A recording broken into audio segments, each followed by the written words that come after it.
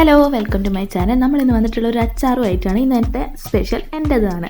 അപ്പം നമ്മളിതെങ്ങനെ ചെയ്യാമെന്ന് നോക്കാം. അപ്പോൾ ഈ സ്പെഷ്യൽ ആയിട്ടുള്ള അച്ചാർ ഉണ്ടാക്കുന്നതിന് മുമ്പായിട്ട് എൻ്റെ ചാനൽ ആദ്യമായിട്ട് കാണുന്നവരുണ്ടെങ്കിൽ സബ്സ്ക്രൈബ് ചെയ്യുക, ലൈക്ക് ചെയ്യുക, ഷെയർ ചെയ്യുക, ആ ബെല്ലൈക്കൺ കൂടി ഒന്ന് ക്ലിക്ക് ചെയ്യുക. അപ്പോൾ ഇതിനായിട്ട് ആവശ്യമുള്ള ഇൻഗ്രീഡിയൻസ് കുറച്ച് വെളുത്തുള്ളി ഒരു 10-12 എണ്ണം മതി, 3-4 ചെറിയ ഉള്ളി, 3 പച്ചമുളക്, കുറച്ച് കറിവേപ്പില, പിന്നെ 3-4 പാഷൻ ഫ്രൂട്ട്. അപ്പോൾ പാഷൻ ഫ്രൂട്ട് കൊണ്ടാണ് കേട്ടോ നമ്മളിന്ന് അച്ചാർ ഉണ്ടാക്കാൻ പോകുന്നത്.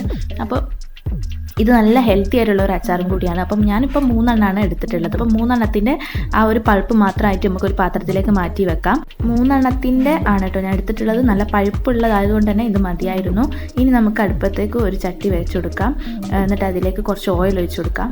വെളുത്തുള്ളി ഒന്ന് മൂത്തതിന് ശേഷം അതിലേക്ക് ചെറിയുള്ളി, പിന്നെ പച്ചമുളക്, പിന്നെ കറിവേപ്പില, ഇത്രയും ഐറ്റംസ് ഇട്ട് കൊടുത്തിട്ട് ഒന്ന് വഴറ്റിയെടുക്കുക. വെളുത്തുള്ളി ആദ്യം ജസ്റ്റ് ഒന്ന് മൂപ്പിക്കണം. അതിന് ശേഷമാണ് ബാക്കിയുള്ള ഇൻഗ്രീഡിയൻസ് ഇടേണ്ടത്. എന്നിട്ട് നമ്മൾ ഇത് ഫ്ലെയിം ഓഫ് ചെയ്തതിന് ശേഷം നമ്മൾ ഇതിൽ നിന്ന് കുറച്ച് ക്വാണ്ടിറ്റി, അതായത് കുറച്ച് കറിവേപ്പിലയും ഒരു മുളകും ഒഴികെ ബാക്കിയുള്ള ക്വാണ്ടിറ്റിയൊക്കെ എടുത്തിട്ട് അരച്ചെടുക്കുകയാണ് ചെയ്യുന്നത്. ഇതെന്തിനാണ് ചെയ്യുന്നതെന്ന് വെച്ചാൽ നമുക്ക് കഷ്ണം കടിക്കാൻ വേണ്ട എന്നുള്ളവർക്കാണ് കേട്ടോ ഇങ്ങനെ ചെയ്യുന്നത്. അതല്ല, ഇങ്ങനെ തന്നെ കടിക്കാനുള്ളതാണ് ഇഷ്ടം എന്നുള്ളവർക്ക് നമുക്ക് ഇങ്ങനെ തന്നെ ചെയ്യാം.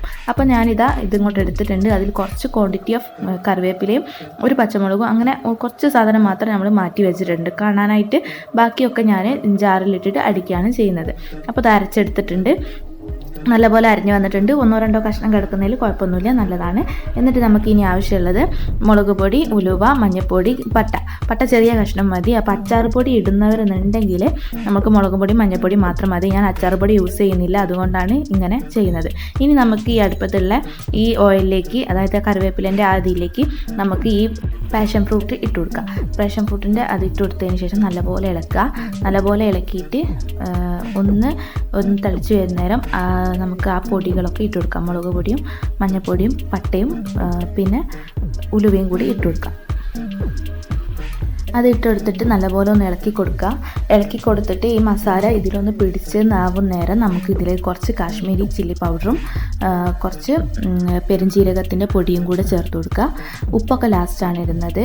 അപ്പോൾ അതും കൂടി ചേർത്ത് കൊടുക്കാം. അപ്പോൾ നല്ലപോലെ ആയി വന്നിട്ടുണ്ട്. എന്നിട്ട് നമുക്ക് ആവശ്യത്തിന് കുറച്ച് വെള്ളം കൂടി ഒഴിച്ചിട്ട് ഇത് നല്ലപോലെ ഒന്ന് ഇളക്കി കൊടുക്കാം. നമുക്ക് അതിലേക്ക് നേരത്തെ അരച്ച് വെച്ച അരപ്പ് ചേർത്ത് കൊടുക്കാം. അതിനുശേഷം നമുക്ക് ഇതിലേക്ക് കുറച്ച് വെള്ളം കൂടി ആഡ് ചെയ്യാം. ആ വെള്ളം ആഡ് ചെയ്യുന്നത് ആ ജാറിൽ തന്നെ ജസ്റ്റ് കുറച്ച് വെള്ളം ചേർത്തിട്ട് ഒന്ന് കലക്കി പാർന്നാൽ മതി. അപ്പോൾ ആ മസാലയും കൂടി നമുക്ക് കിട്ടും. അങ്ങനെ അത് ഒഴിച്ചു കൊടുത്തിട്ട് അതൊന്ന് വറ്റാൻ വേണ്ടിയിട്ട് വെയിറ്റ് ചെയ്യുക. അപ്പോൾ ജസ്റ്റ് ഇളക്കി കൊടുത്തോണ്ടേ ഇരിക്കുക. ഇടയ്ക്കിടയ്ക്ക് അടി പിടിക്കാൻ ചാൻസ് ഉണ്ട്. നമ്മൾ അങ്ങനെ ഇളക്കി കൊടുത്ത് നല്ല ക്രീമിയായ ടെക്സ്ചറിൽ കിട്ടും. ഇനി കുറച്ച് ലൂസുള്ള ടൈപ്പിൽ വേണമെന്നാണ് നിങ്ങൾക്ക് വേണ്ടത് എന്ന് വെച്ചാൽ ഈ ഒരു ടൈപ്പിൽ തന്നെ എടുക്കാവുന്നതാണ്. അപ്പോൾ കുറച്ച് ക്രീമി ആയിട്ട് കിട്ടണം എന്നാണെങ്കിൽ കുറച്ചും കൂടി നമ്മൾ വെയിറ്റ് ചെയ്യുക. ഇനി നമുക്ക് ആവശ്യത്തിന് കായം കൂടി ചേർത്ത് കൊടുക്കാം. കുറച്ച് മതി, വളരെ കുറച്ച് മതി. അച്ചാർ പൊടി ഇടുന്നവർ ഈ കായം ഒന്നും ചേർക്കേണ്ട ആവശ്യമില്ല. അപ്പോൾ അതുകൊണ്ട് തന്നെ അങ്ങനെ ശ്രദ്ധിക്കണം. അപ്പോൾ കായം ചേർത്ത് കൊടുക്കുക. എന്നിട്ട് നമുക്ക് ആവശ്യമായിട്ടുള്ള ഉപ്പും കൂടി ചേർത്ത് കൊടുക്കാം. ഞാനൊരു 1/4 ടേബിൾ സ്പൂണാണ് ഇട്ടിട്ടുള്ളത്. അതും കൂടി ഇട്ട് കൊടുക്കുക. അതിനുശേഷം നമ്മൾ നല്ലപോലെ ഒന്ന് ഇളക്കി കൊടുക്കുക. ഇനി നമുക്ക് ഫ്ലെയിം ഓഫ് ചെയ്യാം. എന്നിട്ട് ജസ്റ്റ് ഒന്ന് ഇളക്കി കൊടുത്താൽ മതി. ഫ്ലെയിം ഓഫ് ചെയ്തതിന് ശേഷം ഇനി നമുക്ക് വേണ്ടത് പഞ്ചസാരയാണ്. പഞ്ചസാര 1 ടേബിൾ സ്പൂൺ ഞാൻ എടുത്തിട്ടുണ്ട്. കുറച്ചും കൂടി മധുരം വേണമെന്നുള്ളവർക്ക് കുറച്ചും കൂടി എടുക്കാം. അപ്പോൾ നല്ലൊരു മധുരത്തിൻ്റെ ഒരു ടേസ്റ്റും കൂടി കിട്ടാൻ വേണ്ടിയിട്ടാണ്. ഇതിന് ശരിക്കും ജസ്റ്റ് ഒരു പുളിയാണല്ലോ ഉണ്ടാവുക. അപ്പോൾ ഇതും കൂടി ചേർത്ത് കൊടുക്കുക.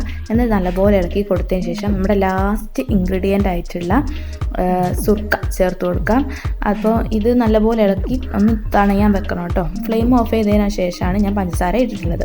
അപ്പോൾ നമ്മൾ ഈ ഒരു ടാപ്പിന് നമ്മൾ സുർക്കയും കൂടി ചേർത്ത് കൊടുക്കുക. എന്നിട്ട് നല്ലപോലെ ഇളക്കി കൊടുക്കാം.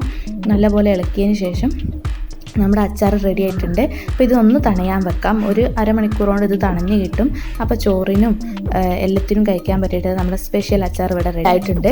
അപ്പം എല്ലാവരും ഒന്ന് ട്രൈ ചെയ്ത് നോക്കുക. എല്ലാവർക്കും ഇഷ്ടമാവും. നമുക്ക് അടുത്ത വീഡിയോ ആയിട്ട് വീണ്ടും കാണാം. അതുവരെ stay to my channel. Bye by.